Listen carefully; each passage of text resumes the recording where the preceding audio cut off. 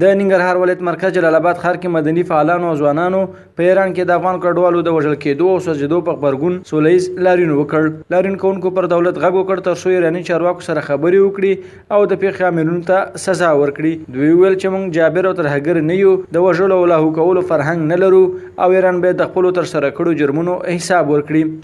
هغه سولهییز لاريون آماده کړي تر څو چې موږ خپل حق د دنیاوالو نه غواړو. کوم ظلم چې ایران کړي د ایران یو ظلم نه ده. نن یو میاشت مخکې تقریبا 3 یا 350 افغانان سیند ته واچول او په هغې باندې موږ دنیاوالو ټوله نړۍ ته وویلې چې دا ظالم هېواد ده. بیا د هغې د ظلم د پاسه بل ظلم چې ژوندي انسانانو ته اور اچولی دی. ګورئ دا د موږ افغانان او دا د موږ حق ده.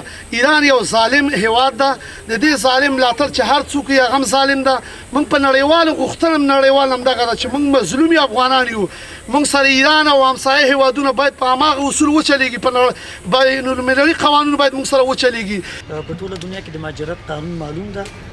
ایران چې کوم ظلمونه کوي دا ظلمونه یوازې د دوی لومړي نه دي. موږ دوی سره په نړیوال قانون باندې خبره کوو. همدغه مهاجر همدا مسافر چې اروپا ته کډوال کیږي موږ بیا په ترکیه، یونان، بلغاریا، سربیا، هنګري او اتریش پورې دا ټول هېوادونه او ملتونه وګورو، هېڅ دغسې غیر قانوني عمل نه ترسره کوي لکه کوم جبر چې ایران ترسره کوي. ایران چون د اخوندانو په قبضه کې ده، هلته یو ناجایزه مذهبي ګونډه حاکمه ده چې د ایران قانون، د ایران مدني قانون، د ایران سیاسي حالت دا ټول قبضه کړي دي. په ټوله کې ایران په داسې یو ناسور باندې بدل شوی ده چې دنیا یې باید غم وکړي. ظلم دی روزانه موږ باندې کېږي، روزانه موږ باندې ظلم کېږي. نو تر کوم وخته پورې کوم وخت دا ظلم او دا تعدا موږ به ځان باندې تېر کړو.